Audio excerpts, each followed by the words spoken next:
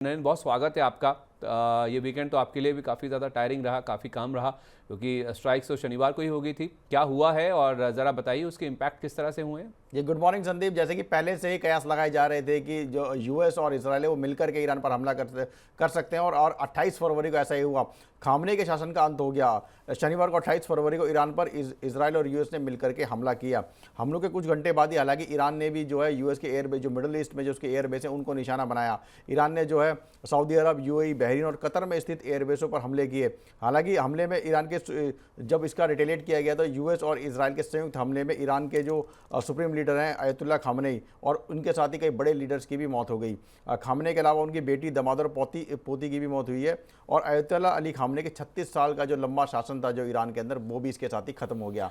हालांकि इसके बाद जो ईरान के फॉरेन मिनिस्टर का भी बयान आया है, उन्होंने कहा है कि हम यूएस और इसराइल के साथ तनाव कम करने में दिलचस्पी रखते हैं और पहले हमले बंद होने चाहिए, इसके बाद जो है बातचीत की संभावना बनेगी। वहीं उन्होंने कहा कि हम अपना अधिकार नहीं छोड़ रहे, इसमें एनरिचमेंट भी शामिल है। यहाँ पर ये न्यूक्लियर एनरिचमेंट की बात कर रहे हैं। इसके अलावा हो सकता है कि एक दो कमांडर खो गए हो, लेकिन सभी अधिकारी अभी सुरक्षित और जिंदा हैं। इसके अलावा एक ऐसी डील की संभावना दिख रही है जो गारंटी दे सके कि न्यूक्लियर प्रोग्राम शांतिपूर्ण हो। तो ईरान के जो विदेश मंत्री है वो जो तनाव कम करने की दिशा में पहल कर रहे हैं। हालांकि लेकिन अभी फिलहाल जिस तरीके से सिनारियो दिख रहा है, उससे लग रहा है कि ये जो तनाव है जल्दी खत्म होगा। जी ओके, तनाव जल्दी खत्म होगा, लेकिन ऐसे इंडिकेशंस फिलहाल नहीं देखने को मिल रहे, क्योंकि और भी कई देश हैं जो कि इस जंग में अब शामिल होते हुए दिख रहे हैं। ईरान के खिलाफ कुल 11 ऐसे देश हैं जो ईरान के खिलाफ कार्रवाई करने के लिए तैयार हैं। तो अब इसमें यूरोप के देश भी शामिल हैं। इनफैक्ट 3 देश हैं, जर्मनी, फ्रांस और यूके। ये देश भी अब शामिल है। हालांकि मिडिल ईस्ट में जितने भी रीजन्स हैं, एयरबेस हैं यूएस के, उसके ऊपर हमला किया गया, जैसा आपको नरेंद्र भाई बता भी रहे हैं।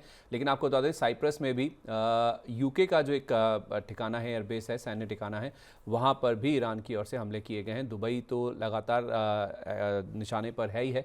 तो कई सारे ऐसे मिडिल ईस्टर्न कंट्रीज़ हैं जहाँ पर आप देखेंगे ईरान की ओर से रिटेलिएशन होता हुआ दिख रहा है। तो एक तरफ ईरान के फॉरेन मिनिस्टर ये कह रहे हैं कि हम शांति के लिए तैयार हैं, वार्ता के लिए तैयार हैं, बशर्ते पहले हमले रुकने चाहिए। और ये खुद भी इजराइल के ऊपर भी हमले कर रहे हैं और उसके साथ साथ जो बाकी कंट्रीज़ हैं मिडिल ईस्ट में, और उसके साथ साथ यूके पर भी इन्होंने साइप्रस में जो इनका ठिकाना है वहाँ पर भी हमले किए हैं। तो कुल मिला के देखा जाए तो स्थिति जैसा हमने वीकेंड पे देखा, उसके बाद कुछ हद तक अगर देखें तो संभली ज़रूर है कि ईरान के फॉरेन मिनिस्टर ये कह रहे हैं कि हम तैयार हैं बातचीत करने के लिए, लेकिन अभी भी दोनों तरफ से जो हमले हैं वो जारी हैं। तो इसका जो इम्पैक्ट है उसे समझना बहुत इंपॉर्टेंट है, स्पेशली कच्चे तेल पर। एसआर वेल्थ रिसर्च के फाउंडर लोकेश सेठिया जी हमारे साथ कार्यक्रम में शामिल हो रहे हैं। बहुत स्वागत है सर आपका। Very good morning. Good morning sir, नमस्कार सर। पहले तो ये जो हमले हुए हैं एक्सपेक्टेड था, और आज फिर किस तरह का रिएक्शन आप देखते हैं मार्केट्स पर?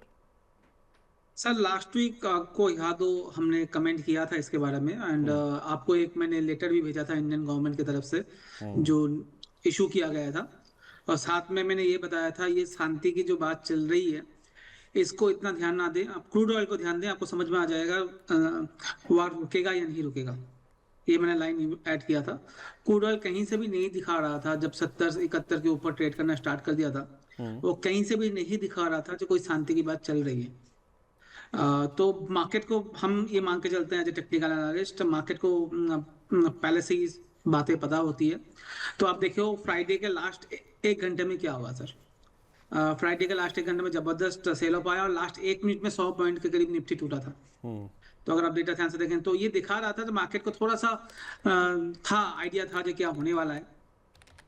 अब साथ में मैं नरेंद्र भाई को भी सुन रहा था अभी, तो उन्होंने कहा क्रूड ऑयल में 76 रुपीज आ गया है एंड ऑल दैट, मगर अगर बहुत बड़ा असर होता तो सर आज क्रूड ऑयल 80-82 के ऊपर खुलता और हमारा मार्केट 400-500 पॉइंट नीचे खुलता। तो मार्केट अभी ये एक्सपेक्ट करके चल रहा है कि ये जो वार है वो बहुत जल्दी अब खत्म होने वाला है। हमें देखना पड़ेगा, मैं अर्ली साइन बोल रहा हूँ, बट अब एक बार तो एजेक्स खुलने के बाद क्या होता है वो इम्पोर्टेंट है देखना। एजेक्स तो हमेशा कभी कई बार गलत दिखाता है, हो सकता है नेगेटिव वो ज़्यादा खुले, देखना पड़ेगा। बट 1-2 दिन और इंतजार करना चाहिए। अब क्या है सर, वहां पर जो है जो टॉप लीडर्स हैं वो तो नहीं रहे, अब फाइनेंस मिनिस्टर के साथ बात चल रहा है। तो अगर ये सब कुछ बातों में खत्म हो जाए 3-4-5 दिन में तो बहुत अच्छा है, क्योंकि लास्ट टाइम भी जो वॉर चला था अक्टूबर में, आपको याद हो तो 12-13 दिन में खत्म हो गया था। और इस बार तो ज्यादा दिन अब टॉप मैनेजमेंट भी नहीं है वहां पर, उनके लीडर्स नहीं है, तो अब देखना पड़ेगा कितने दिन ये चल सकता है। बट तो सबसे बड़ा जो इम्पैक्ट है वो इंडिया के ऊपर हो सकता है इनडायरेक्टली, जहां पर हम ऑलमोस्ट 1/5 क्रूड जो है इस एरिया से लेते हैं, जो एरिया अफेक्टेड है। तो वहां पर थोड़ा सा क्रूड ऑयल के लिए हमारा थोड़ा सा दिक्कत बढ़ सकता है अगर ये बहुत जल्दी सॉल्व नहीं हुआ तो। बिल्कुल हमारे लिए दिक्कत बढ़ सकती है। और इनफैक्ट आप ईरान की अगर आप इकोनॉमिक इम्पोर्टेंस समझने की कोशिश करें तो इस तरह से है कि दुनिया का करीब 3% का जो उत्पादन है कच्चे तेल का, वो यही देश करता है। रोज़ाना करीब 33 से 35 लाख बैरल का क्रूड उत्पादन इस देश की ओर से होता है। और हमले के बाद आप देखेंगे तो ईरान ने जो स्ट्रेट ऑफ हॉर्मुज़ है उसको बंद कर दिया। इनफैक्ट ओपेक की जहाँ तक बात है ना, तो ओपेक देशों में भी ये चौथा सबसे बड़ा तेल उत्पादक देश है। तो इस तरह से आप समझ सकते हैं इसकी इम्पोर्टेंस। ये खुद अगर वॉर में है या सप्लाईज इनकी नहीं आती हैं, रुक जाती हैं या दिक्कत होती है, तो 35 लाख बैरल तो पहले ही सप्लाईज जो हैं उसके ऊपर दिक्कत हो जाएगी। प्लस ये जो स्ट्रेट ऑफ हॉर्मुज़ की हम बात करें ना, स्ट्रेट ऑफ हॉर्मुज़ समझिए क्या है, इसकी इंपॉर्टेंस क्या है, इसका असर क्या हो सकता है। देखिए जहाँ तक ग्लोबल एनर्जी सप्लाई की बात है ना, उसके लिए ये बहुत ही इम्पॉर्टेंट एक समुद्री रास्ता है। ये फ़ारस की खाड़ी और ओमान की खाड़ी के बीच में स्थित है। ये एक बहुत ही संकरा और एक रणनीतिक समुद्री मार्ग है। क्यों हम ऐसा कह रहे हैं? क्योंकि ये पश्चिम में ईरान और दक्षिण में ओमान यूएई को अलग करता है। लेकिन यहाँ से आप देखेंगे ना, तो दुनिया के समुद्री तेल व्यापार का, कच्चे तेल का अगर आप व्यापार देखें तो ऑलमोस्ट 25% व्यापार इसी रास्ते के थ्रू होता है। और जहाँ तक एलएनजी की बात है तो कुल एलएनजी ट्रेड का आप देखेंगे तो 20% इसी रास्ते से होते हुए निकलता है। यानी कि 1/4 आप देखेंगे तो कच्चे तेल का व्यापार और 5वां हिस्सा दुनिया का एलएनजी के ट्रेड का इसी रास्ते से होकर निकलता है, जिसको अभी बंद कर दिया गया है। सऊदी अरब, इराक, ईरान, कुवैत और कतर, इन सब का जो तेल गैस है वो इसी रास्ते से होकर निकलता है। तो आप समझिए इसकी इंपॉर्टेंस। जो स्ट्रेट ऑफ हॉर्मुज़ बंद किया गया है, जिस वजह से आप देख रहे हैं ये जो कच्चा तेल इतना रिएक्ट करता हुआ दिखा है ना, स्ट्रेट ऑफ हॉर्मुज़ की वजह से है कि वो जो रास्ता है उसको बंद कर दिया गया है। तो अब जो कंटेनर्स हैं उनको घूमकर दूसरे रास्ते से आना पड़ रहा है या फिर दूसरा रास्ता अपनाना पड़ रहा है, जिस वजह से कॉस्ट बढ़ती हुई नज़र आ रही है और सप्लाईज़ को लेकर जो एक दिक्कत है वो भी कहीं ना कहीं सामने आती हुई दिख रही है। तो जिस वजह से आप देखेंगे ये जो दिक्कत है वो क्रूड के प्राइसेस में साफ तौर पे रिफ्लेक्ट करती हुई दिख रही है।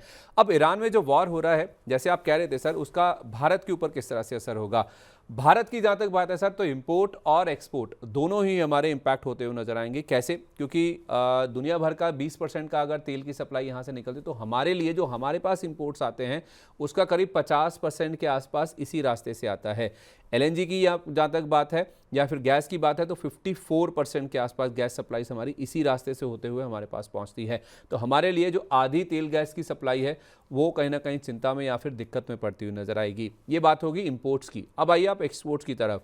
खाड़ी देशों को जो हमारे 13.2% नॉन ऑयल एक्सपोर्ट होते हैं उसको लेकर भी आप देखेंगे तो अनिश्चितता पैदा हो जाएगी। कुछ $300-350 बिलियन के आसपास का हम एक्सपोर्ट करते हैं, उसमें से ये 13% का जो नंबर है, $47.6 बिलियन का जो एक्सपोर्ट खाड़ी देशों को होता है, जो ये जो पूरा रीजन है मिडिल ईस्ट वाला, इन देशों को होता है। नंबर्स आप देख भी लीजिए, जिसमें यूएई आपको टॉप के ऊपर नजर आएगा। $28.5 बिलियन का एक्सपोर्ट हमारे यहाँ से नॉन ऑयल चीज़ों का वो यूएई को होता है। $12 बिलियन के आसपास सऊदी अरेबिया है। इसी तरह से आप देखिए 1.25 से लेकर $3 billion Iraq, Kuwait, Qatar, Iran जैसे देशों को होता है।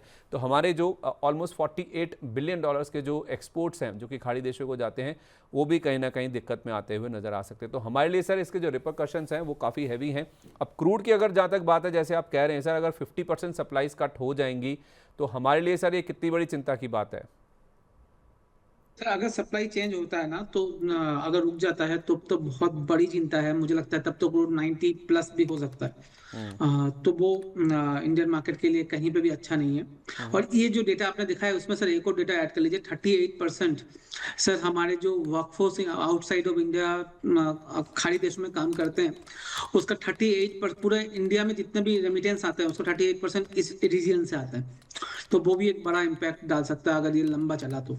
जो मैं बात कर रहा था सर, अगर चांसेस बहुत कम है जो ये ज्यादा लंबा चलेगा कॉन्फ्लिक्ट, मगर अगर चल गया तो इंडियन मार्केट के लिए अच्छा नहीं है। But for the time being अभी अगर मैं 3-4-5 दिन की बात करूं तो एविएशन सेक्टर अच्छा नहीं लग रहा है। जो भी पेंट्स कंपनीज है, जो क्रूड ऑयल उनका मेन रॉ मटेरियल है, वहां पर थोड़ा सा सेल ऑफ आपको देखने को मिल सकता है। एंड जो भी कंपनीज क्रूड ऑयल डिपेंडेंट है, जैसे आईओसी, बीपीसीएल, एचपीसीएल, यहाँ पर आपको थोड़ा सा करेक्शन होते हुए दिख सकता है मार्केट में। तो ये सारे नेगेटिव आपको देखने को मिलेगा, पर स्टॉक पैसिफिक एक्शन भी आपको ऊपर की तरफ भी देखने को मिलेगा, ऐसा नहीं है। और मैं एक थोड़ा सा क्वेश्चंस देना बोलना चाहूंगा सर। हो क्या रहा है लास्ट, अगर 3 दिन 4 दिन से देखोगे तो निफ्टी ऑलरेडी 600 पॉइंट डाउन हो चुका है। आज का 200 पॉइंट लेके 150 पौने 200 पॉइंट लेके अगर निफ्टी देखेंगे तो 600 पॉइंट के करीब डाउन हो चुका है। पीसीआर डेटा कल जो फ्राइडे को क्लोज हुआ है 0.6 में क्लोज हुआ है, और आज अगर 150 पौने 200 पॉइंट नीचे खुलता है तो 0.55 के करीब हो जाएगा। तो ये बहुत ज्यादा ओवरसोल्ड जोन में है। मैं ये नहीं बोल रहा हूँ ऑट नहीं टूट सकता, बट जो शॉर्ट सेलर है उनके लिए रिस्क रिवॉर्ड रेशियो सही नहीं बैठेगा। जहां पर खुल रहा है उस जगह पे शॉर्ट करना, तो शॉर्ट करने से बचें, लॉन्ग ना करें। मैं लॉन्ग का सलाह नहीं दे रहा हूं, पर शॉर्ट करने से भी बचें, फंसने का चांस हो सकता है। मैं यही पूछना चाह रहा था सर। इनफैक्ट हर किसी के मन में सवाल अब यही है कि आज गैप डाउन तो होना है, वो तो श्योर है। गिफ्ट निफ्टी जैसा दिखा रहा है कि 25,159 के आसपास का लेवल जब लास्ट देखा था मैंने, 25,165 के आसपास अभी है। हम कहाँ 25,338 के आसपास निफ्टी फ्यूचर पर सेटल हुए थे। तो उस लिहाज से 170-180 पॉइंट के आसपास का एक गैप डाउन जो है वो इंडियन मार्केट्स में आज हो सकता है। उस गैप डाउन के बाद सर, एक तो मुझे इंपॉर्टेंट सपोर्ट लेवल्स भी बताइए आज के लिए क्या है, किसके ऊपर नज़र रखें, और दूसरा इस गैप डाउन के बाद जिनके पास तेज़ी की पोजीशन है, जो फंसे हुए हैं, उनके लिए भी राय दीजिए। और क्या नीचे में जिसको सस्ता मिल रहा है, जो अपने न्यूट्रल बैठा है या जिसके पास कैश है पड़ा हुआ, क्या उसको पोजीशन बनानी चाहिए या फिर अभी वेट एंड वॉच करना चाहिए? तब पहले जिनके पास नहीं है उनके लिए बात करता हूँ जी। अभी 1-2 दिन कोई ट्रेड ना करें निफ्टी और बैंक निफ्टी में। एक बार इसको क्लैरिटी आने दें, उसके बाद ही करें, क्योंकि हो सकता है ये कॉन्फ्लिक्ट बहुत जल्दी खत्म हो जाए, हो सकता है ना हो। जब हो सकता है में चलते हैं हम लोग।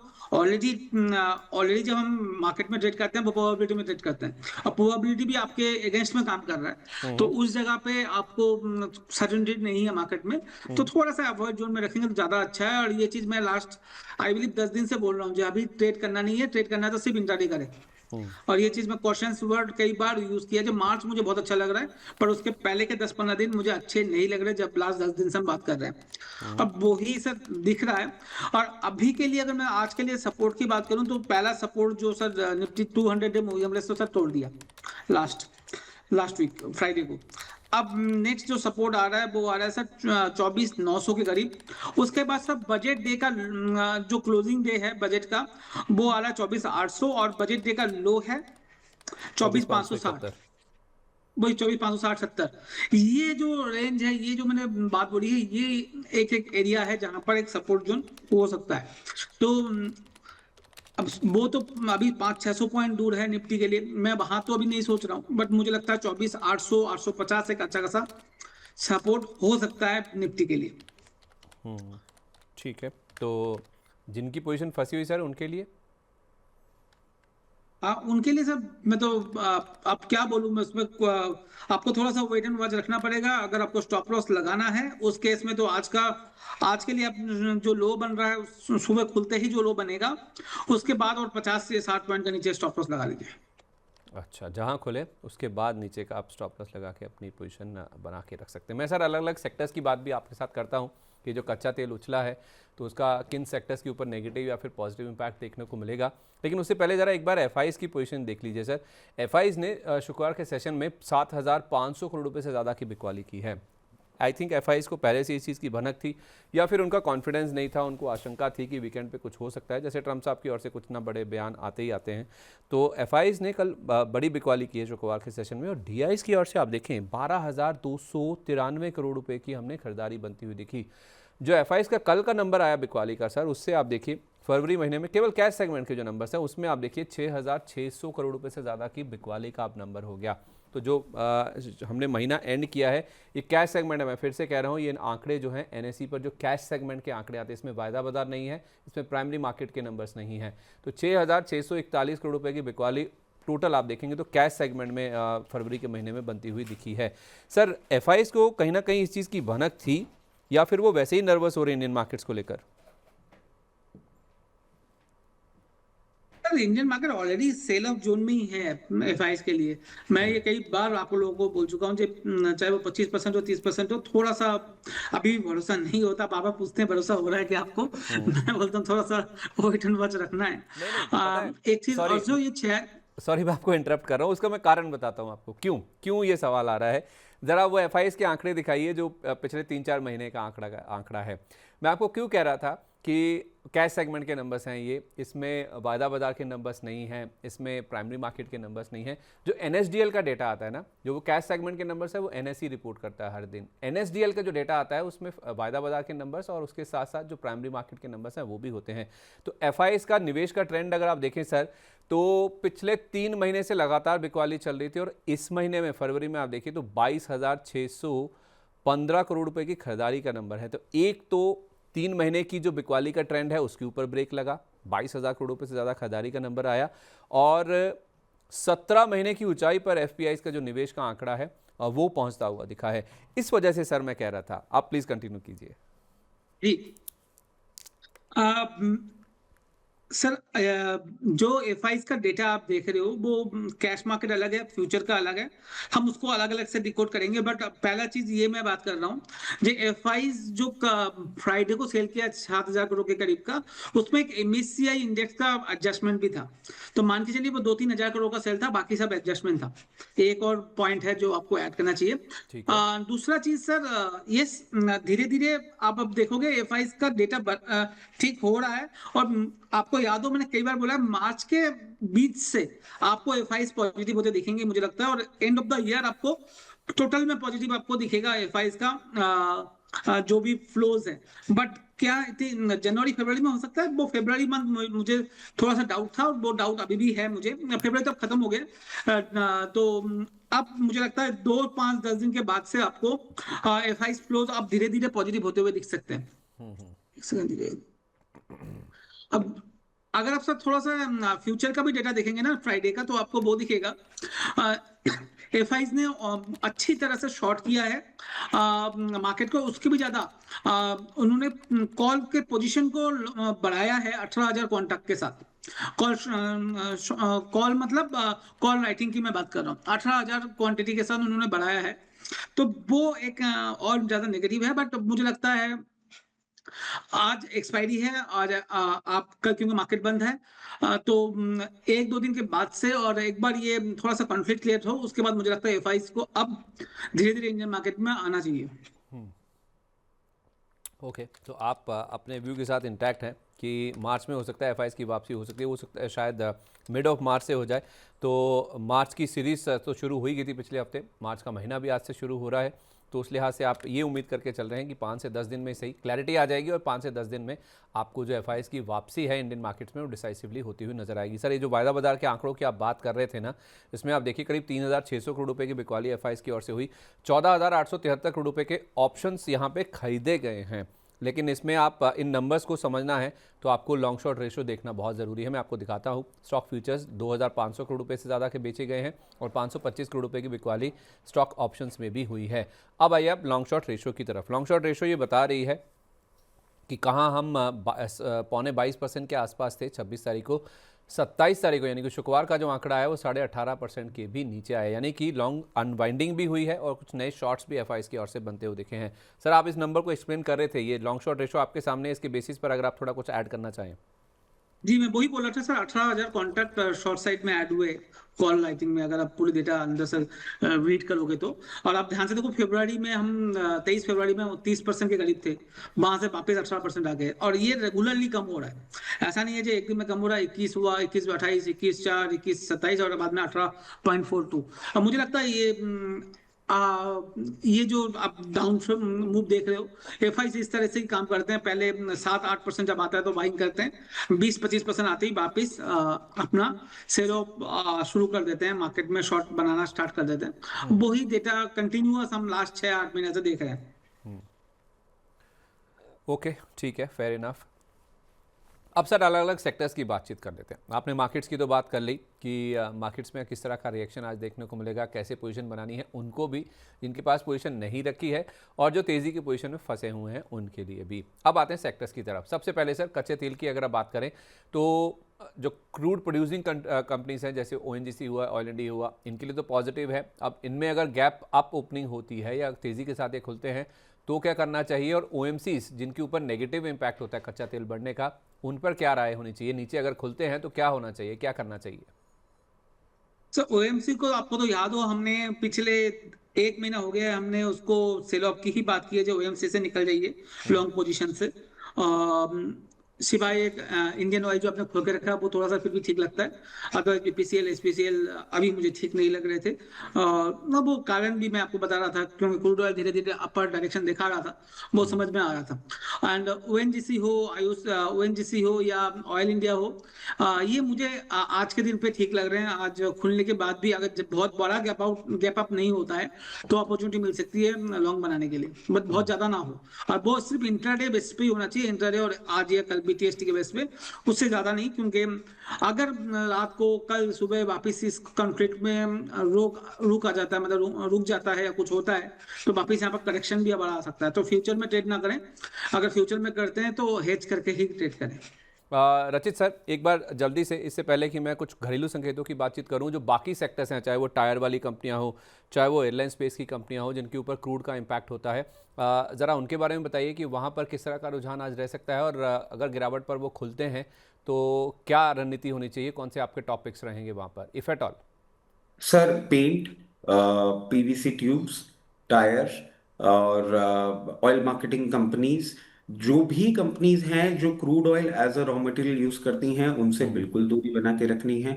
क्लियर केस रहेगा, सेल ऑन राइज रहेंगे, क्योंकि अभी एक ये न्यूज जरूर आई है कि ओपेक ने अपना प्रोडक्शन बढ़ाने की बात कर ली है टू काउंटर ईरान डेफिसिट। मगर रियलिटी ये है, स्ट्रेट ऑफ हॉर्मस अभी तक सिर्फ खुला हुआ है, कब बंद हो जाएगा नोबडी नोज। और ये खोल के क्यों रखा है, I don't want to sound very bad, but वो ये ना सर, दिमाग में चीजें आती रहती हैं, शायद स्ट्रेट ऑफ हॉर्मस के थ्रू भी कुछ ट्रिगर कर दिया जाए जो वेसल्स वहां पे खड़े हुए हैं। और अगर वो होता है तो क्रूड ब्लास्टिक इम्पैक्ट पे जाएगा। Indigo clear case short call लग रहा है जिस तरीके से पोजिशनड है, क्योंकि अब आप देखिए फ्लाइट्स भी इम्पैक्ट हो रहे हैं और सारी चीजें, क्रूड ऑयल के प्राइसेस बढ़ेंगे तो एविएशन फ्यूल के भी प्राइसेस बढ़ेंगे। जिस तरीके से पोजिशनड है सर, ये तो खुल गया टारगेट पे, तो अब तो कुछ नहीं कर सकते इस पे। बट यही कुछ लेवल्स थे जहां पे हम देख रहे थे। और मार्केट्स पे सर कल भी हमने नहीं नहीं, बात करी। सवाल माफ़ कीजिए सर, सवाल यही है, अब इतना जो गैप डाउन होगा तो उसके बाद क्या रुकना चाहिए, और डाउन साइड है, या जैसे आप कह रहे थे कि यहाँ तक गिर सकता है, वो टारगेट तो दिख ही जाएंगे, आज कुछ बड़े बड़े गैप डाउन्स होंगे, नीजक रिएक्शन इनिशियली दिखेगा, उस इनिशियल नीजक में क्या रणनीति होनी चाहिए, वेट एंड वॉच होना चाहिए, या फिर ल्यूक्रेटिव लेवल्स जहाँ जहाँ दिखें चेरी पिकिंग करनी चाहिए? नहीं सर, नहीं नहीं नहीं, चेरी पिकिंग का बिल्कुल माहौल नहीं है यहाँ पे।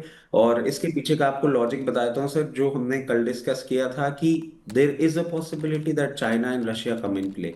अभी बहुत अर्ली लग रहा है ये, और सबको लग रहा है कि बहुत दूर की बातें हैं, बट 3 दिन हो गए हैं सर, कहीं से शांति वार्ता नहीं हो रही है, सब जगह से एग्रेसिव स्टेटमेंट ही आ रहे हैं। अब ये थोड़ा सा नाउ और नेवर वाली सिचुएशन दिख रही है। ये रशिया यूक्रेन जितना लाइट मूवमेंट नहीं है, ये अब ग्लोबल लेवल पे जा रहा है। और सर अभी बहुत ज्यादा वो न्यूज आई नहीं है, बट कल सुबह जब हम बैठे हुए थे तो पूंछ डिस्ट्रिक्ट पे कुछ पाकिस्तानी ड्रोन्स हुए हैं। उसके बाद हमारी भी जो कमिटी, सिक्योरिटी की कमिटी, उसकी मीटिंग हुई कल रात को। देखिए वहां से भी क्या प्लानिंग बनती हुई दिखती है। और एक चीज मैं माफी चाहूंगा सर, मतलब ठीक है सिचुएशन थोड़ी इंटेंसिव रहती है, बट वो ये ना कि मैं हर माहौल में थोड़ा सा खुश रह लेता हूँ। तो कल जिन लोगों को ऐसा लगा कि दुनिया जल रही है और ये आदमी हंस रहा है, मैं हंस नहीं रहा हूँ सर, ये मेरा नॉर्मल तरीका है बात करने का। अब आई एम सॉरी, जिन भी दर्शकों को बुरा लगा, तहे दिल से माफी चाहूंगा। नहीं नहीं सर, उसमें बुरा लगने वाली बात कोई नहीं है। देखिए अपना अपना ना एक सेटअप होता है, अपना माइंडसेट होता है हर किसी का। अब जो होना है वो तो होना ही है। अब उसमें अगर हम थोड़ा सा हंसी मजाक कर लेंगे तो ऐसा नहीं है कि हम किसी को टॉन्ट कर रहे हैं या किसी का मजाक बना रहे हैं। इट्स जस्ट कि जो सिचुएशन है उसमें भी आप कैसे अच्छे तरीके से अपना समय निकाल लीजिए या फिर खुश हो जाइए, क्योंकि पोर्टफोलियो में जो होना है उसको आप बदल नहीं सकते, और हमारे हंसने या रोने से आपके पोर्टफोलियो में जो दर्द है, पेन है, ना वो कम होगा ना वो बढ़ेगा। तो उस लिहाज से चीज़ों को जितना अच्छे तरीके से या समय को जितना अच्छे तरीके से निकाल लें, वो वाली बात होती है। जिसको बुरा लगता है सर, मैं भी उनके लिए फील करता हूँ, मैं भी उनसे माफ़ी मांगता हूँ। अगर आपकी फीलिंग वैसी है तो वी कांट हेल्प इट, अपना अपना नेचर होता है, उसमें कोई ऐसी वाली हाँ, बात नहीं है। मैं ये नहीं कह रहा हूँ कि पोर्टफोलियो हमारे पास भी है, पैसे हमारे भी क्यों, लग रहे हैं। हाँ क्यों वो ऐसा महसूस कर रहे हैं, मैं उसके लिए भी कुछ नहीं कह रहा। ठीक है, आपका नेचर है, आपको बुरा लगा हो सकता है, क्योंकि होता है कि जब समय ऐसा होता है तो फिर समय के हिसाब से आपको चलना चाहिए, लेकिन परिस्थितियाँ ऐसी जो हमारे बस में नहीं है। तो उस सिचुएशन में हमारे पास यही एक विकल्प है कि हम समय को जितना अच्छे तरीके से निकाल पाएँ, या फिर जो पेन है उसको साइडलाइन करके थोड़ा सा अच्छे तरीके से अगर उस समय से निकल जाएं तो शायद हमारे लिए ज़्यादा बेटर होगा। बीपी को भी तो ध्यान में रखना है सर, बीपी ना बढ़ जाए कितना ज़्यादा। पोर्टफोलियो को देखेंगे तो गुलाल तो आज ही लग जाएंगे सबके, होली आज ही मन जाएगी, आज होली का दहन के साथ साथ रंग भी आज ही हो जाएगा। तो उस चीज़ से थोड़ा बचने की कोशिश है, और कोई ऐसी बात नहीं है। हाँ सर बोलिए प्लीज़। सर 2 पॉइंट बोलना चाहूंगा। पहला तो निफ्टी जो दिखा रहा है वो जो गिफ्ट निफ्टी दिखा रहा था वो गलत दिखा रहा था। मार्केट 24,600 24,650 के करीब खुल रहा है। तो 600 पाँच पॉइंट सौ के करीब हम डाउन, 600 500 500 पॉइंट के करीब खुल रहा 500 पॉइंट से है। तो ज़्यादा मोटा जी। मोटा मेरा पोर्टफोलियो अभी 6% डाउन दिखा रहा है। My God. सर एक सर वो आ गया है दिमाग में। बुधवार को सर रंगों की होली है। मंगलवार को सेबी ने और एनएससी ने हमें होली का मौका दिया है, और मार्केट ने आज हमें लाल कलर का होली खिला रहे हैं। तो पंचांग कुछ कह रहा है सर, मार्केट कुछ कह रहा है, और आज जो दुनिया भर के मार्केट्स हैं वो कुछ और बयां कर रहे हैं। हाँ रचित सर, आप कुछ कह रहे हैं। दरअसल पंचांग नहीं, बिल्कुल सही है, क्योंकि इस बार ना मावस आ गई है। आज हाँ जलाने वाली है, कल मावस है, और परसों खेलने वाली है।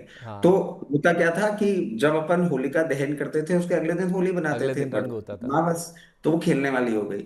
तो फिर क्या हुआ कि दुनिया को लगा कि ये शेयर बाजार वालों की जो होली है वो खेल नहीं पाएंगे, तो चलो मंडे से ही इनकी होली हम चालू करवा देते हैं, और वो होते हुए दिख रहा है। और सर एक चीज क्लियर केस मैं आपको बात करना चाहूंगा। 24,600 के लेवल्स हमने बोले थे कल जब हम बात कर रहे थे, और तब बहुत ज्यादा ये बातें भी आ रही थी कि कितनी बेतुकी बातें हैं ये। बट मैं एक चीज ऐड कर दूंगा सर, यहाँ सपोर्ट लेके बाउंस बैक हो सकता है आपको देखने को मिले। एग्रेसिव लॉन्ग्स का टाइम नहीं है, क्योंकि फिर अगर हल्का सा कहीं भी टिंकरिंग होता है और इतने लोअर लेवल पे आप जब आ चुके हैं, यहाँ से जब नई लोअर लेवल खुलेंगे ना, तो सर लार्ज कैप पेन करेंगे, मिड कैप स्मॉल कैप तो करेंगे ही करेंगे। बिल्कुल। अब अगली नज़र जो मेरी है ना सर, वो 24,571 पर है, जो बजट के दिन वाला लो है। उसके ब्रीच होने की लोकेश सर कितनी प्रोबेबिलिटी या आशंका है? सर एकदम सामने ही खुल रहा है तो बोलना बहुत मुश्किल है। ब्रीज तो हो सकता है, बट क्लोजिंग बेसिस पे क्या होगा वो देखना जरूरी है। अच्छा, उसके नीचे बंद नहीं होना चाहिए। बंद नहीं होना चाहिए। ठीक है, तो एक बड़ा गैप डाउन इंडियन मार्केट्स में होने की यहाँ पे सामने तैयारी है। 24,559 का 24,659 का लेवल है, जहाँ पे फिलहाल हम खुलते हुए नज़र आ रहे हैं प्री ओपन में जो सेटलमेंट प्राइस हुए हैं उसके हिसाब से। लेकिन सर आप देखिए, बाजार खुल गया है, और इनफैक्ट आप देखेंगे हम खुले जरूर एक नीजक रिएक्शन के साथ हैं 24,650 के आसपास, लेकिन खुलते ही देखिए सर एक अपटिक आ गया और हम 24,900 के आसपास आ गए। तो जैसे मैं कह रहा था कि नीजक रिएक्शन आएगा, और नीजक रिएक्शन में हो सकता है कि पहला ही जो रिएक्शन है वो इतना तीव्र होगा कि शायद कुछ चेरी पिकिंग का मौका बने। तो जिनके पास स्क्रीन पर मौका है, जो बहुत स्मार्ट ट्रेडर्स हैं, उन्होंने तो कुछ ऐसा करने की कोशिश की है। तो लोकेश सर 24,659 के आसपास हम खुले और 24,900 के आसपास के लेवल्स यहाँ पर बन गए हैं। अब आपकी क्या रणनीति होनी चाहिए, बताइए।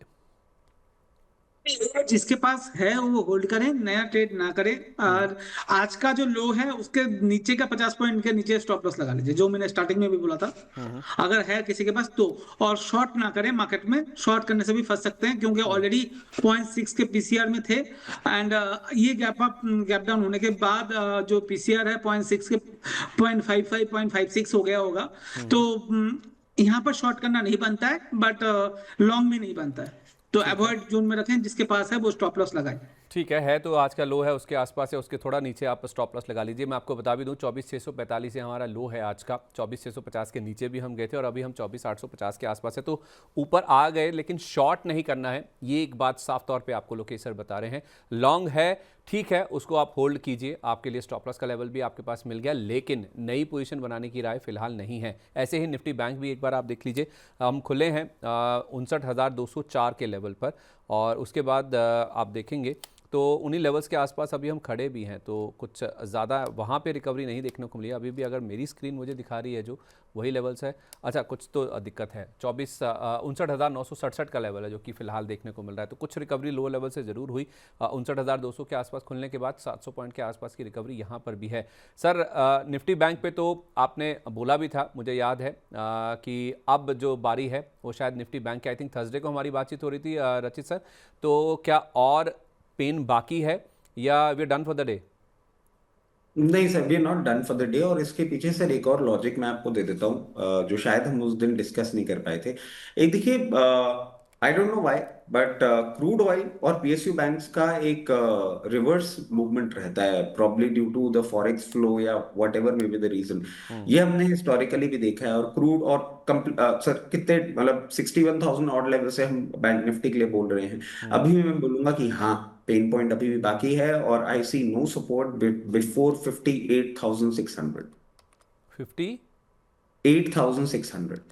मैं सोचा शायद 59,600 होगा, तो कहीं राहत नहीं मिल जाएगी दो तीन नहीं सौ नहीं पॉइंट सर, मतलब अब मैं चाहूंगा तो ऐसा ही कि मेरे पास भी बैंकिंग स्टॉक्स पड़े हुए, बट अब मैं क्या करूं, जो दिख रहा है वो दिख रहा है। और सर एक ना क्लियर केस आपको बात बताता हूँ, ये मेरी तो वीकनेस ही आप मान लीजिए कि दो आई वॉज द वन जो कंटिन्यूसली ये सारी बातें कर रहा था, बट सर हम लोग एज एन एनालिस्ट ना हमेशा अपनी पोजीशंस को बहुत पीछे रखते हैं और उसमें ज्यादा दिमाग नहीं लगाते हैं, क्योंकि एक बायसनेस आ जाती है। तो मैं तो कुछ कर भी नहीं पाया उसके साथ, और ये मार्केट अब जिस तरीके से करेक्ट कर रहा है, तो मैं भी जो हमारे दर्शक हैं उनके साथ साथ सिंकिंग सिंकिंग ड्रिंकिंग वाटर वाली सिचुएशन में ही आ चुका हूँ। सर आप तो बहुत बुलिश थे लोकेश सर पीएसयू बैंकों को लेकर, तो क्या जिस तरह की स्थिति अब बन रही है फॉर वट एवर रीज़न जो भी हमारे सामने दिख रहा है स्क्रीन पर, क्या पीएसयू बैंकों से निकल जाना चाहिए या फिर अभी भी तेज़ी की पोजीशन को होल्ड करके बैठे रहें? तो मैं तो मौका देख रहा हूँ, मौका मिल नहीं रहा। पीएसयू बैंक जितना टूटना चाहिए था टूटा ही नहीं। कि और ले लूँ? मुझे तो लेना है, बहुत लेना है। बट यस, मैं इसमें पॉजिटिव हूँ बैंकिंग में, स्पेशली पीएसयू बैंक में। मैं बैंक निफ्टी में इतना ज्यादा पॉजिटिव नहीं हूँ क्योंकि इसमें प्राइवेट बैंक का असर ज्यादा है। HDFC bank, ICICI bank, Axis bank, वहां पर मैं ज्यादा पॉजिटिव नहीं हूँ। बट यस, पीएसयू बैंक्स में मैं लास्ट 4-5 महीने से पॉजिटिव हूँ और वो प्ले आउट अच्छा हो रहा है। और मैं अभी भी मानता हूँ पीएसयू बैंक में बहुत जबरदस्त अप मूव अभी भी बाकी है। चाहे वो बैंक ऑफ महाराष्ट्र देख लीजिए सर, कुछ दिन पहले हमने 2-3 वीक पहले 55 रुपए में बात की थी, आज 75 रुपए, 72 रुपए रेट कर रहा है आज भी, जो इस करेक्शन में 2 रुपए टूटा है। अगर मैं एसबीआई की बात करूं सर, एसबीआई 750 में बात करना स्टार्ट किया था हमने। अब उसको देखिए अभी भी, मतलब मैं भी खोल लेता हूँ सर साथ में एसबीआई। कितना टूटा सर आज भी, अगर आप देखोगे तो ज्यादा नहीं टूटा कल से। कल का क्लोजिंग था सर 1200 रुपए का, अभी चल रहा है 1193 रुपए, 7 रुपए का। सर इतने बड़े स्टॉक में 7 रुपए का डाउनफॉल। तो और मार्केट जहां पर इतना 1-1%, 1.5-2% का मार्केट का डाउनफॉल था। तो पीएसयू बैंक स्ट्रॉन्ग मोमेंटम में है। यहाँ पर शॉर्ट करने की तो गलती ना करें, लॉन्ग बनाने की कोशिश करें, एवरी करेक्शन बाइंग अपॉर्चुनिटी ढूंढें। ठीक है, तो पीएसयू बैंकों में आप कह रहे हैं कि गिरावट पर खरीदारी के मौके ढूंढें, अभी कर लें या फिर 1-2 दिन रुक के करें सर? सर अगर आपका हॉरिजन 3-6-12 महीने का है तो अभी भी कर सकते हैं, कोई दिक्कत नहीं है। नहीं तो अगर जिसका 2-3 दिन का है, वहां तो ट्रेडिंग का अपॉर्चुनिटी देखनी पड़ेगी। मैं वो उसकी बात नहीं कर रहा हूँ, क्योंकि मैं ओवरऑल ट्रेंड की बात कर रहा हूँ। किसी को अगर पीएसयू बैंक में 3-6-12 महीने के लिए ट्रेड करना है, उस केस के लिए पीएसयू बैंक अभी भी बहुत अच्छा लेवल पे है, सारे बैंक 3 से जो 12 मैंने महीने के ऑलरेडी लिए, डिस्कस किया हुआ है। हाँ 3 से 12 महीने के लिए पीएसयू बैंकों में अगर गिरावट है तो आपको धीरे धीरे वहाँ पे खरीदारी करनी चाहिए, बशर्ते आपका नज़रिया लंबा है। रचित सर एक बार मुझे 2 सेक्टर्स पे आपकी राय दीजिए। आज कुछ सेक्टर्स पे बातचीत करना बहुत इंपॉर्टेंट है। इससे पहले कि मैं किसी दर्शक का सवाल लूँ सर, एक तो टूरिज़्म जिस पर ज़्यादा इम्पैक्ट है क्योंकि फ़्लाइट्स नहीं चल रही हैं, अलग अलग देशों पे दिक्कत है ही है, तो एक तो टूरिज़्म के ऊपर इम्पैक्ट है और दूसरा रियल एस्टेट के ऊपर इम्पैक्ट काफ़ी ज़्यादा है। इन दोनों सेक्टर्स पर आपकी राय दीजिए सर, ये जो गिरावट हो रही है और कितना पेन बाकी है और करना क्या चाहिए, क्या मौका है इसमें खरीदारी करने का या दूर रहें? सर अभी तो क्लियर केस मौका नहीं दिख रहा है, क्योंकि आप देखें जिस तरीके से पूरी सिचुएशन बन रही है। अभी सर एक और अपडेट भी आया था कि यूएई गवर्नमेंट ने होटल स्टे बढ़ाने की बात कर दी है उन लोगों के लिए जो फंसे हुए हैं। अब अगर ये एक नया नॉर्मल होता हुआ दिखेगा, तो कहीं ना कहीं ये सब चीजें थोड़ी सी डाइसी हो जाती हैं, क्योंकि जिस तरीके से सर एक वो सिचुएशन बनती है ना कि अगर मान लीजिए गवर्नमेंट ऑफ इंडिया में कर रहे हैं हम, और सॉरी इंडियन गवर्नमेंट ये कर रही है, और फिर कैसे रेमिटेंस होगा, क्या पेमेंट होगा। उसके साथ साथ एक और चीज है कि जब इतनी जियोपॉलिटिकल टेंशन होती है, तो सर ट्रैवलिंग तो अपने आप, मतलब हम सिर्फ बहुत अर्जेंट ट्रैवल ही करते हैं, जो लेजर ट्रैवल है वो खत्म कर देते हैं, तो होटल इंडस्ट्री तो जरूर एक प्रॉब्लम एरिया में ही आती हुई दिख रही है। उसके साथ साथ सर दूसरा sector, I real am so estate. Sorry, real real estate. Sir real estate में तो एक और प्रॉब्लम है, ये तो जाएगा ही जाएगा। रियल एस्टेट में सर वो जो हमने आईटी की बात बोली थी ना, अब आप देखिए उससे और ज्यादा ट्रिगर हो रहा है। तो रियल एस्टेट में all the real estate stocks which are based out of Bangalore, which are based out of Pune, Hyderabad, वहां पे आपको और करेक्शन आता हुआ दिख रहा है। एक डीएलएफ है सर, ये एनसीआर रीजन का जो स्टॉक है, इसमें थोड़ा बहुत एक ट्रेंड कभी चेंज होगा तो होगा, अदरवाइज रियल एस्टेट में पेन पॉइंट बढ़ने वाला है। और सर मैं समझता हूँ कुछ 1-1.5 महीने पहले हमने आपके शो में डिस्कस भी किया था कि बैंगलोर रियल एस्टेट में ना करेक्शन आने लग गया है। ऑफ आइज 2% नीचे, 3% नीचे डील्स होने लग गई हैं। अब ये नया इम्पैक्ट भी आएगा, रियल एस्टेट में भी करेक्शन आएगा। ठीक है, करेक्शन काफ़ी आया भी है। लोकेश सर, आप तो बैठे ही हैं वहाँ पे जहाँ पे इनका हेडक्वार्टर है डीएलएफ का, तो आप बताइए आपका क्या व्यू है real estate as a pack को लेकर? सर मेरे जो ऑफिस है, मेरे ऑफिस के चारों साइड में कम से कम 25 रियल एस्टेट एजेंट्स हैं और उनसे मेरी बात रोज होती है।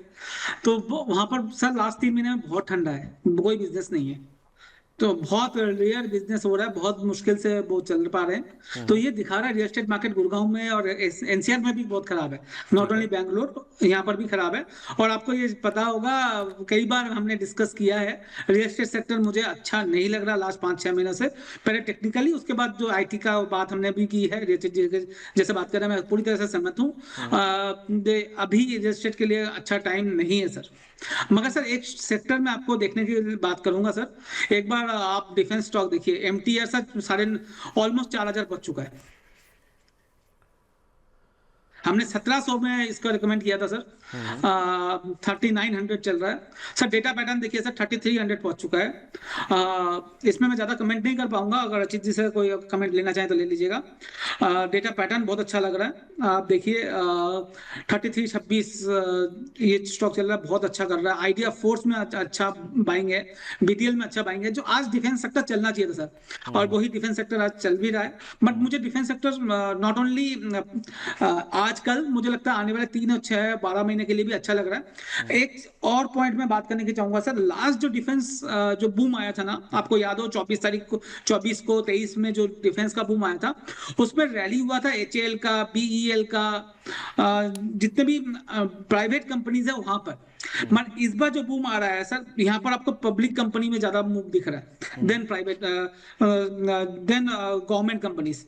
उस टाइम पे गवर्नमेंट कंपनीज में ज्यादा मूव आया था। इस बार जो मूव आ रहा है, चाहे एमटीआर हो, डेटा पैटर्न हो, इस तरह का जो हम देख रहे हैं, वो आ रहा है प्राइवेट कंपनीज में। तो आपको यहाँ पर थोड़ा सा ध्यान रखना चाहिए। गवर्नमेंट बजट का सर ऑलमोस्ट 2.5 लाख करोड़ का, 7 लाख करोड़ का सर डिफेंस बजट है। उसका सर 75% जो हम बात करते हैं वो इंडियन से लेना है। तो मोटा मोटा सर घूम फिर के 2 लाख करोड़ के करीब का वो आता है, जो इंडिया के एंसिलरी स्टॉक के पास जाता है। और उस वो एंसिलरी स्टॉक के 2 लाख करोड़ मार्केट में जा रहा है। तो आपको इन सारे स्टॉक में ध्यान रखना चाहिए, वो बहुत अच्छा आने वाले टाइम पे कर सकता है। ठीक है, आपकी चॉइस सर। रचित सर, डिफेंस वेजर स्पेस को लेकर ये एमटा टेक, डेटा पैटर्न्स, ये लोकेश सर से हमारी कई बार बातचीत हुई है। आपने मुझे याद है पिछले हफ्ते जीआरएस ही बताया था। और कोई स्टॉक्स जो आपको अच्छे लगते हैं इन लेवल्स पर? सर मेरा ऑल टाइम फेवरेट एचएएल, और इसके पीछे का कारण सिंपल है सर। जिस तरीके से हमने अभी ऑर्डर बुक देखा है इनका, आप पहले क्यों देख रहे थे कि पीएसयू ग्रो कर रहा था, पहले क्यों देख रहे थे कि पूरा मूवमेंट में आ रहा था, अब परफॉर्म नहीं कर रहे हैं, ऑर्डर बुक भारी हो गई, फैक्ट्री छोटी है। एचएएल जिस दिन अनाउंसमेंट करेगा कि ये अपना प्रोडक्शन बढ़ाने की, कैपेसिटी बढ़ाने की लेवल्स पे आ रहा है, ये बहुत अच्छा जाएगा। लोअर लेवल्स पे एचएएल में आप बिल्कुल पोजीशन बनाए, आने वाले समय में अच्छा परफॉर्म करता हुआ दिखेगा। कोई और नाम सर? सर एचएएल है, और एचएएल के साथ साथ जिसके लिए हम हमेशा एडवोकेट करते हुए आए हैं, 298 300 लेवल से, भारत इलेक्ट्रॉनिक्स। बहुत उम्दा स्टॉक है, बहुत पोटेंसी है, बहुत स्टेबल है। बाकी सर आप जितने भी देखें, मेड बी, जीआरएससी, कोचिंग शिपयार्ड, और ये सारे के सारे स्टॉक्स जो हैं, ये वॉलेटाइल बहुत हैं और बहुत ज्यादा एक्सट्रीम मूवमेंट्स दे देते हैं in terms of rupee terms. BL आप देखें, स्लोली एंड स्टेडली अपमूव में ही चल रहा है, और मैं समझता हूँ ये अपमूव आपको जरूर कंटिन्यू होता हुआ दिखेगा। 450 लेवल्स पे है। किसी भी करेक्शन में अगर 424 तक भी मिलता है तो बिल्कुल चिंता की बात नहीं है, आराम से खरीदिए। जैसे ही अपमूव वापस से अपना ये चालू करेगा, 484, 508, 560 बहुत नियर टर्म के टारगेट्स हैं जिनके लिए जरूर आपको पोजीशन बनानी चाहिए। बिल्कुल, तो उतना तो ऑयल इंडिया और आज ओएनजीसी जैसे स्टॉक्स नहीं चले क्रूड के उछाल की वजह से, जितना ये डिफेंस वाले स्टॉक्स चल रहे हैं, जिसमें आप देखेंगे आपको डेटा पैटर्न सबसे ऊपर नजर आएगा, 3.5% ऊपर। भारत डायनेमिक्स में आप देखें 3% के आसपास का अपमूव है। कुछ एक स्टॉक और भी हैं जो कि आईटी और उसके साथ साथ डिफेंस दोनों में काम करते हैं, जैसे जेन टेक्नोलॉजीज है, इसमें भी देखिए 3.5% के आसपास की मजबूती के साथ आज आपको कारोबार होता हुआ दिखेगा। और हिंदुस्तान जिंक में भी देखिए 2-2.25% के आसपास की तेज़ी देखने को मिल रही है। गिरावट वाले शेयरों की जहाँ तक बात है तो इंटरग्लोब एविएशन 4.5% नीचे एज एक्सपेक्टेड।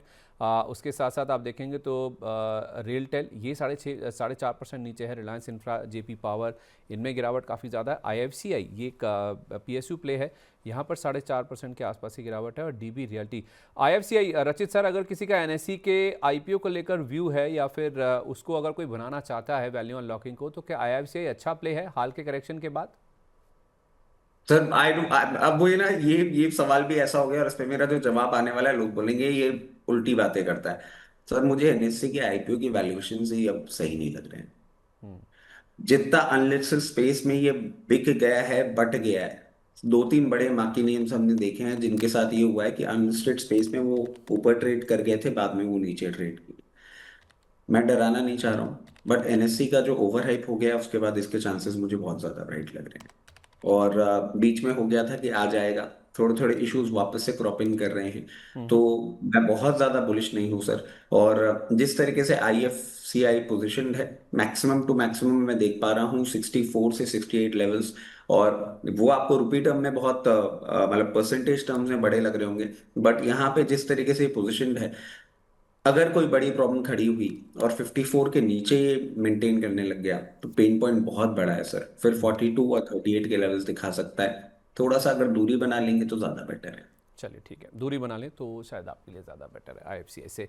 अच्छा, मैं आपको बता दूं जो बाजार हम कह रहे हैं ना कि नीजक रिएक्शन के साथ 24,650 के आसपास खुला, उसके नीचे भी गया और अभी 24,900 के आसपास हैं हम, यानी कि लोअर लेवल से ऑलमोस्ट 250 पॉइंट के आसपास की रिकवरी आपको निफ्टी में नजर आएगी। उसकी वजह क्या है? उसकी 2-3 बड़ी वजह है। वजह पहली तो ये, जैसे आपको नरेंद्र भाई बता के गए थे, ईरान के जो फॉरेन मिनिस्टर, उन्होंने कहा है कि हम डी एस्केलेशन के लिए तैयार हैं, बातचीत के लिए तैयार है, बशर्ते पहले हमले बंद हो जाएं। नो डाउट इसमें कई सारे देश हैं जो और जुड़ गए हैं, 11 कुल मिलाकर ऐसे देश हैं जो कि अब ईरान के खिलाफ यूएस के साथ मिलकर चलने के लिए तैयार हैं या हमले करने के लिए तैयार हैं, जिसमें जर्मनी, फ्रांस, यूके जैसे जो यूरोप के देश हैं वो भी शामिल हैं। लेकिन अच्छी बात यह है कि क्रूड जो कि $82 चला गया था, $82 के बाद अभी $76-77 के आसपास फिलहाल ट्रेड कर रहा है, तो दूसरी राहत ये है हमारे लिए। और तीसरी बात ये है, हमारे जो कुछ खुद के आंकड़े आए हैं जो घरेलू फ्रंट पर, जिनको हम मिस कर गए आज डिस्कस करना, क्योंकि ये पूरा वॉर वाली सिचुएशन थी। रचित सर मैं आपसे जीडीपी की बात करता हूँ। आप लोकेश सर मुझे जीएसटी कलेक्शन के बारे में बताइए। जीएसटी कलेक्शन का जो नंबर आया ना फरवरी महीने का, 8.1% की बढ़त उसमें देखने को मिली। 1,83,000 करोड़ का नंबर हमने इस बार देखा है। तो अगर आप ट्रेंड देखेंगे ना पिछले कुछ महीने का, तो पिछले कुछ महीनों में सितंबर के बाद देखें तो ग्रोथ जो आई है ना सर, सितंबर में देखिए 9.1% की ग्रोथ थी। जो ग्रोथ आई है वो सितंबर के बाद हाईएस्ट लेवल पर पहुंचती हुई दिखी है। सर ये आंकड़े क्या बता रहे हैं कि हमारी इकोनॉमी अच्छी शेप में है, बेटर शेप में है? लोकेश सर? जी, मुझे पूछ रहे हैं? हाँ सर, आपसे ही। जी सर, आंकड़े तो काफी अच्छे हैं और ये सर मुझे लगता है धीरे धीरे जो लास्ट 2 क्वार्टर में सर इम्प्रूवमेंट दिख रहा है आपको, अब इस बार के रिजल्ट में भी दिखा होगा। और हमारा 14%, 14.5% का ईपीएस ग्रोथ हुआ है इस क्वार्टर में। और मुझे लगता है आने वाले क्वार्टर में भी इतना होना चाहिए, इससे थोड़ा सा 1-2 रुपया और होना चाहिए बना। तो ये वही शो कर रहा है जीएसटी का आंकड़ा अभी सर, हमें इकोनॉमी थोड़ा थोड़ा अब रिवाइवल मोड में आ गया है। जिस तरह से मेजर्स लिए गए थे लास्ट 1 साल में, उसका इम्पैक्ट आपको मार्केट में देखने को मिल रहा है। अच्छा ठीक है, ओके। तो ये जो कुछ मेजर्स लिए गए उसका इम्पैक्ट हमें जीएसटी कलेक्शन के नंबर पर साफ तौर पे दिख रहा है। सर ये जो जीडीपी ग्रोथ का नंबर आया, मुझे थोड़ा ये भी बताइए कि अनुमान के हिसाब से नंबर्स कैसे हैं, क्योंकि ईयर ऑन ईयर बेसिस पर आप देखेंगे तो 6.2 से बढ़कर 7.8% का नंबर आया। क्वार्टर ऑन क्वार्टर बेसिस पर देखेंगे तो 8.2% वाला 7.8% पर आ गया। एक बात तो आप ये कह दें कि सीरीज ही बदल गई, तो वैसे ये कंपैरिजन एप्पल टू एप्पल नहीं है। लेकिन Q2 का बेस काफ़ी बड़ा था सर। 6 तिमाही की ऊंचाई पर रही थी हमारी जीडीपी ग्रोथ। उसका ट्रेंड भी आप देख लीजिए, आपके सामने है किस तरह से नंबर्स पैन आउट करते हुए दिखे हैं। लेकिन सर ओवरऑल 7.8% का नंबर तो बहुत ही शानदार कहना चाहिए पूरे साल के लिए। अब 7.6% की बातें होने लगी। तो बिल्कुल जीडीपी के फिगर्स प्रॉमिसिंग रहे हैं, और क्यू टू में कुछ कुछ नंबर्स जो थे कंपनीज के, जैसे कि अभी लोकेश भाई बोल रहे थे, वो इम्प्रेसिव थे। कुछ ने जरूर डिसअपॉइंट किया, जो बिगीज थे उन्होंने डिसअपॉइंट किया, इसलिए बड़ा मिक्स बैग सा रहा रिजल्ट सीजन। बट हाँ, consumption side of the story थोड़ी सी अच्छी लग रही थी। तो सर यस, जीडीपी के नंबर्स सपोर्टिव लग रहे हैं, मगर इसमें एक चीज मैं ऐड कर देता हूँ सर। अभी निफ्टी जिस तरीके से ट्रेड कर रही है ना, वो होता है ना कि आप सेटल डाउन हो जाते हैं, और आप अगर ज्यादा नोटिस में नहीं आते तो शायद आपकी वो पिटाई नहीं होती। वो जो बैक बेंचर होता है ना बच्चा, जो बहुत शोर मचाने लग जाता है, निफ्टी बिल्कुल वैसे बिहेव कर रही है। हो सकता है सेकेंड हाफ में वापस प्रेशर आता हुआ दिखे। सेकेंड हाफ में फिर से और प्रेशर आता हो। देखिए मैं तो सर ये मान के चल रहा था कि एक बड़ा गैप डाउन होगा जैसे एक्सपेक्टेड भी था, और उसके बाद शायद आपको थोड़ा सा प्रेशर और बढ़ेगा, और उसके बाद सेकंड हाफ से शायद आपको रिकवरी देखने को मिलेगी। लेकिन खुलते ही हमने, क्योंकि रिएक्शन नीजक बहुत बड़ा था सर, 24,650 के आसपास हम खुलेंगे शायद ही कोई मान के चल रहा था, तो रिएक्शन भी तीव्र था। और आप देखिए लो लेवल से कई लोगों ने इसे भुना भी लिया उस मौके को, तो वो भी काफ़ी स्विफ्ट देखने को मिला। और उसके पीछे जीएसटी कलेक्शन, जीडीपी ग्रोथ का जो आंकड़ा है वो साफ तौर पर दिखा रहा है कि हमारी इकोनॉमी काफ़ी मजबूत है। और क्रूड भी जैसा लोकेश जी कह रहे थे कि अगर आपको ये पूरे मामले को समझना है ना, तो बाकी चीज़ों को छोड़ दीजिए, केवल और केवल आप क्रूड के ऊपर फोकस कीजिए। एक रिएक्शन वहाँ पे भी दिखा $82 तक का, लेकिन अभी आप देखिए $76 के आसपास क्रूड आपको रिएक्ट करता हुआ नजर आएगा या ट्रेड करता हुआ नजर आएगा। तो ये कुछ पॉजिटिव्स हैं या फिर कुछ राहत की बातें हैं, जिस वजह से आप देखिए जो एक नीजक रिएक्शन बाजार में हमने देखा नीचे की तरफ खुलने के बाद, वहाँ से हमने काफ़ी अच्छी रिकवरी भी बनती हुई देखी है। अब आप देखिए 24,950 के आसपास अब आ गए हैं, यानी कि लोअर लेवल से ऑलमोस्ट 300 पॉइंट के आसपास की रिकवरी आपको निफ्टी में हो चुकी है, जहां पर हम खुले थे, या फिर आज का जो लो था उन लेवल से अगर आप देखने की कोशिश कीजिए। एक सर पारस डिफेंस देखिए लोकेश सर, आप डिफेंस को लेकर काफ़ी बुलिश हैं। पारस डिफेंस आपको कैसा लग रहा है?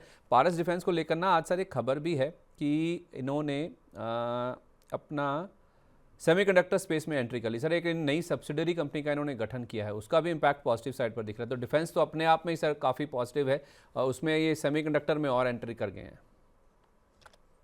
जी सर, आज के लिए पारस डिफेंस अच्छा लग रहा है, बट अगर मैं बात करूं लॉन्ग टर्म के लिए तो भी ठीक है, बट अगर किसी को 15 दिन 20 दिन 1 महीने के लिए ट्रेड करना है तो थोड़ा सा रिस्की ट्रेड हो सकता है इसमें, ऊपर जाके वापस से नीचे आ सकता है, तो आज इसमें ट्रेड ना करें तो ज्यादा अच्छा है।